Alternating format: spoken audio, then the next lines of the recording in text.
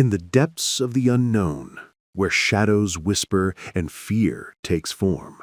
Welcome to Classic Storytime Hub, the place where classic horror and mystery come alive. Tonight, I bring you a reimagined version of The Damned Thing by Ambrose Bierce, retold with a suspenseful narrative style that grips the soul and breathes new life into this haunting tale. Make sure to subscribe and hit the bell icon so you never miss a journey into the shadows. By the flicker of a single tallow candle set at the edge of a rough-hewn table, a man bent over a battered old ledger. The pages were worn, the handwriting faint, and more than once he lifted the book dangerously close to the flame, chasing clarity in the wavering light.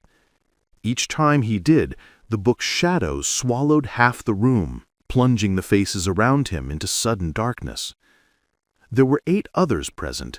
7 sat rigidly against the log walls, their silence heavy, their eyes fixed on the table. The 8th lay stretched upon it, face upward, arms stiff at his sides, a thin sheet drawn across his body. He was beyond waiting. He was dead. No one spoke.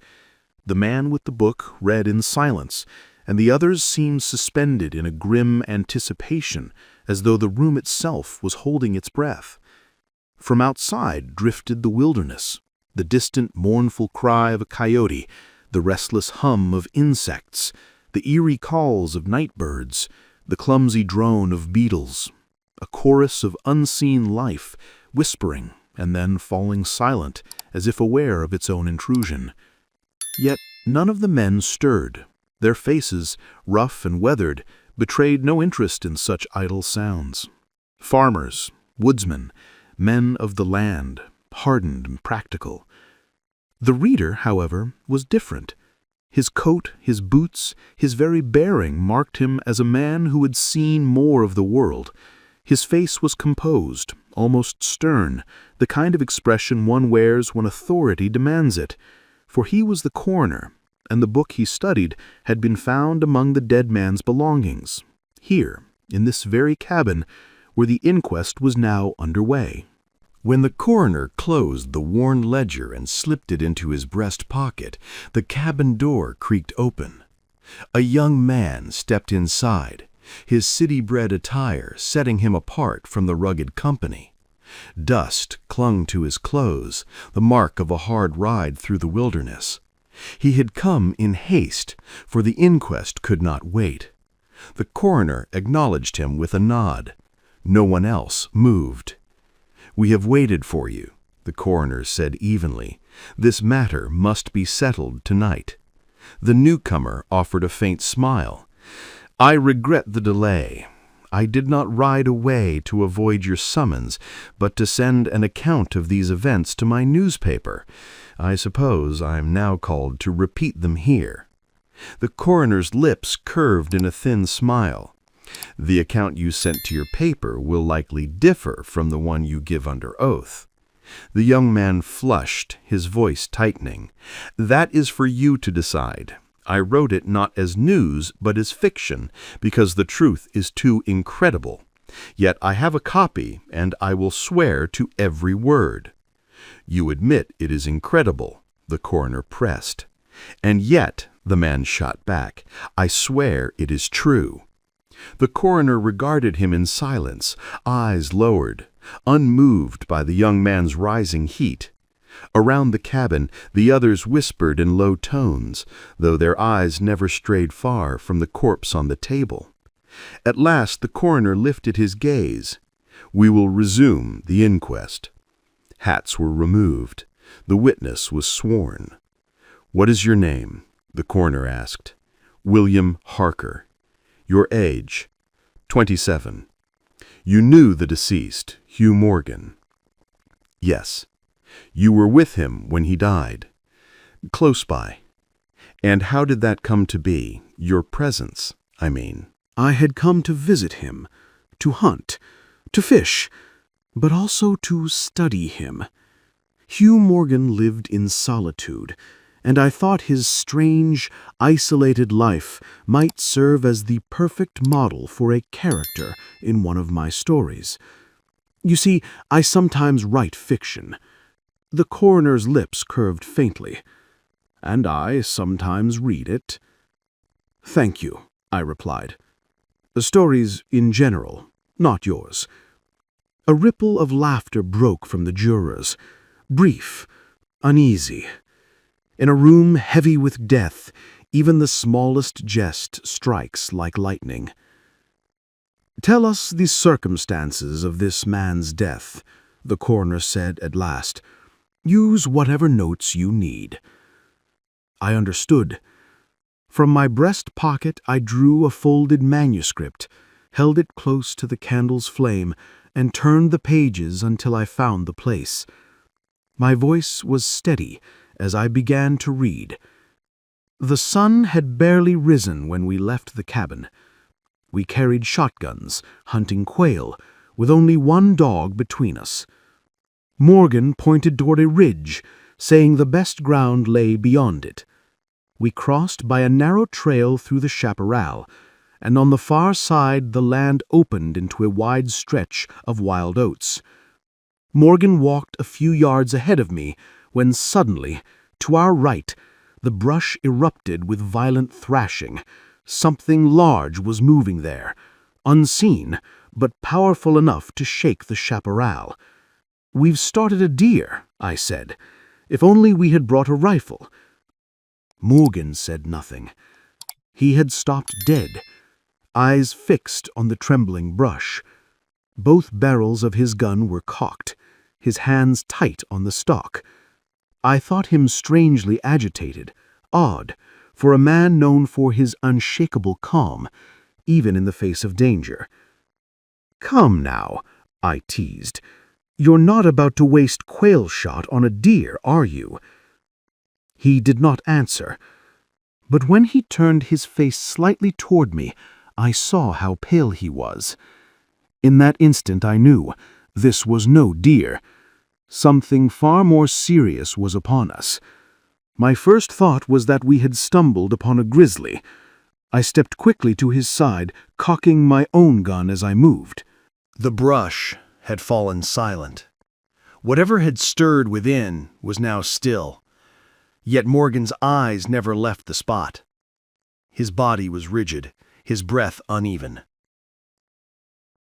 "What is it? What in God's name is it?" I demanded. His reply came in a hoarse, broken whisper. "That damned thing." He did not turn his head. His voice was unnatural, trembling, as though the words themselves were poisoned. I was about to press him further when I noticed the wild oats near the thicket begin to move. Not swaying like grass in the wind, but crushed, pressed flat, as though something unseen was crawling through them. The line of disturbance crept steadily toward us, deliberate, relentless. A chill ran through me. It was not fear exactly, but a deep, unnatural unease. The kind that comes when the laws of the world seem to falter. I remembered absurdly a moment from years before. Looking out a window, I had mistaken a small tree close at hand for one of a distant grove. The illusion had startled me, shaken my trust in the order of things. And now, watching the grass bow and break beneath nothing at all, I felt that same dissonance magnified 100-fold. Morgan, however, was not merely unsettled, he was terrified. His face was pale, his hand shaking as he raised his shotgun. Without a word, he fired both barrels into the advancing line of grass. The blast shattered the silence. Smoke billowed. And then, out of the haze, came a scream. A savage animal cry, raw and furious, unlike anything I had ever heard. Morgan dropped his weapon and bolted. running as though the devil himself was at his heels. At that same instant, something struck me. I never saw it, only felt the crushing weight of a heavy, unseen body slamming into me, hurling me violently to the ground.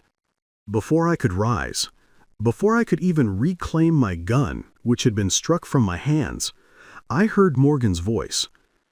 It was no longer the voice of a man, but a cry of mortal agony, mingled with savage, guttural sounds like the snarling of beasts locked in combat.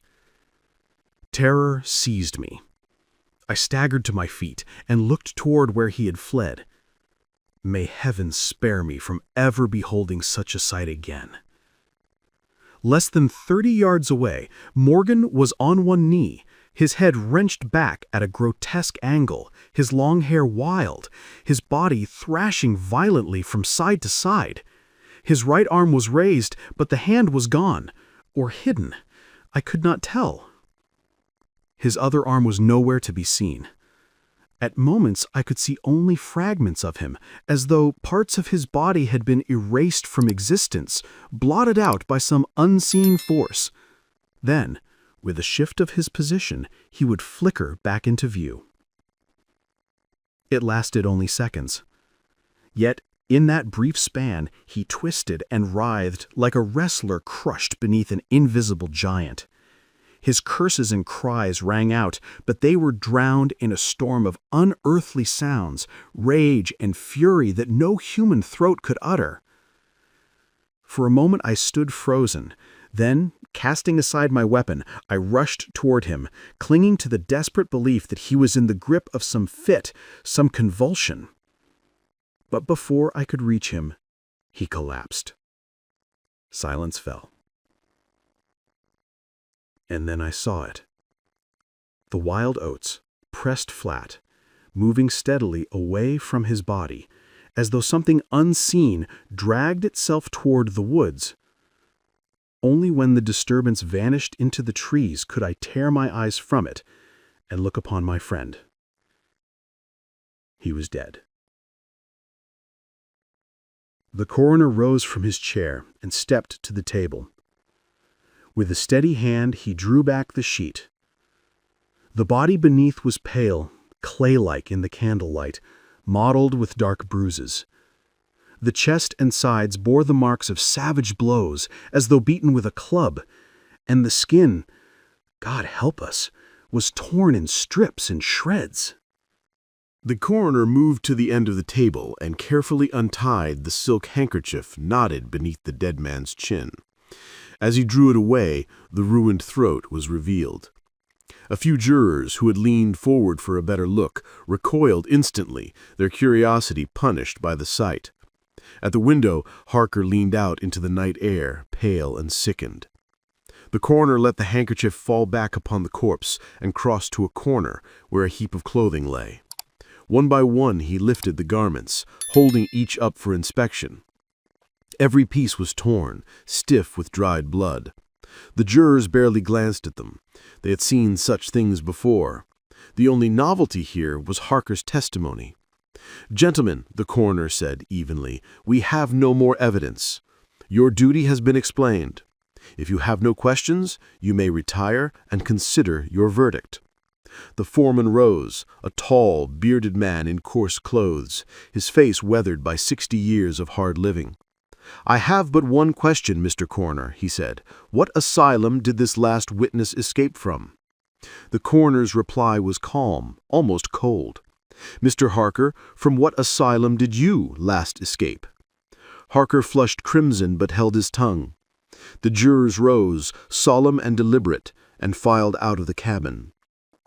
"If you are finished insulting me, sir," Harker said bitterly, once alone with the officer and the corpse, "I presume I am free to go." "Yes." He turned to leave, hand on the latch, but paused. The instinct of his profession was stronger than wounded pride. "The book you have there," he said, nodding toward the coroner's pocket.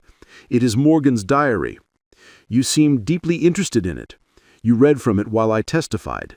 May I see it? The public would like—" "The book has no bearing on this matter," the coroner interrupted, slipping it securely into his coat. "All the entries were made before the writer's death." Harker said nothing more and stepped out into the night. Moments later, the jurors returned. They gathered once more around the table, the corpse beneath its sheet stark in the candlelight. The foreman sat, produced a scrap of paper and a pencil, and with slow, labored strokes wrote their verdict. Each man signed in turn. It read, "We, the jury, do find that the remains came to their death at the hands of a mountain lion, but some of us think, all the same, they had fits." In the diary of the late Hugh Morgan were found certain entries, strange, unsettling notes that might almost be mistaken for scientific observations. They were never presented at the inquest. Perhaps the coroner feared they would only confuse the jury. The first surviving entry begins abruptly, the upper half of the page torn away. "The dog would circle, always keeping his head turned toward the center, barking furiously.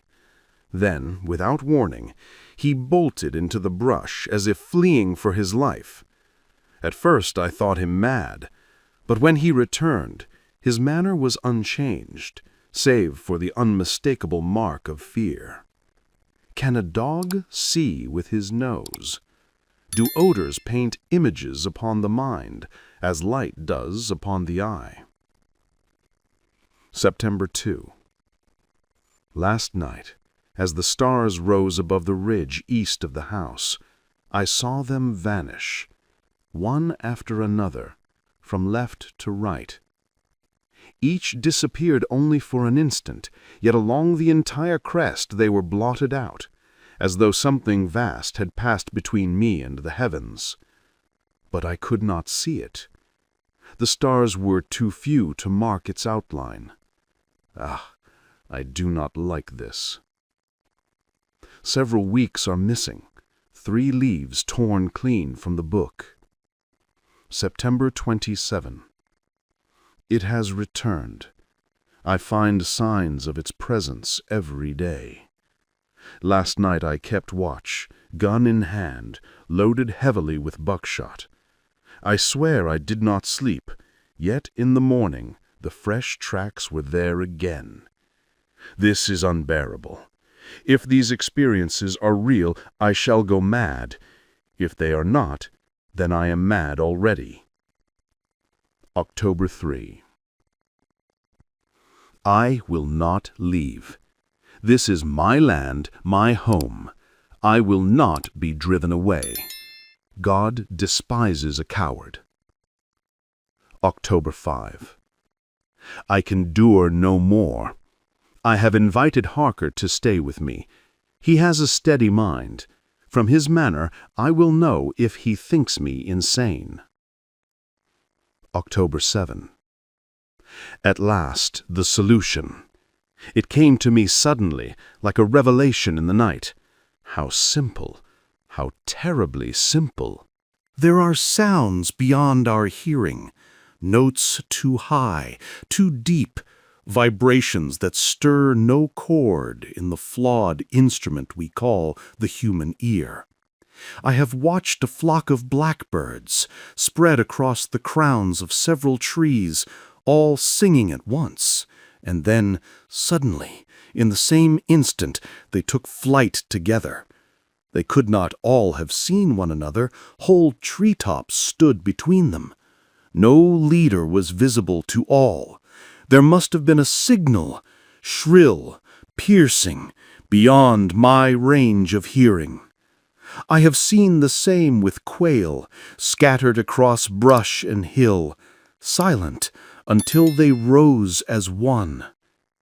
Seamen know it too. A school of whales, basking miles apart, with the very curve of the earth between them, will dive at the same instant, vanishing together beneath the waves. The signal is given, too deep for human ears, yet felt in the timbers of the ship as the stones of a cathedral tremble to the organ's base. As it is with sound, so it is with color. At the edges of the spectrum, the chemist finds rays invisible to us, colors that exist but which our eyes cannot perceive. The human eye is a broken lens, seeing only a narrow band of the true chromatic scale. I am not mad. There are colors we cannot see. And God help me, the damned thing is of such a color. In the depths of the unknown, where shadows whisper and fear takes form, welcome to Classic Storytime Hub, the place where classic horror and mystery come alive. Tonight, I bring you a reimagined version of The Damned Thing by Ambrose Bierce, retold with a suspenseful narrative style that grips the soul and breathes new life into this haunting tale. Make sure to subscribe and hit the bell icon so you never miss a journey into the shadows.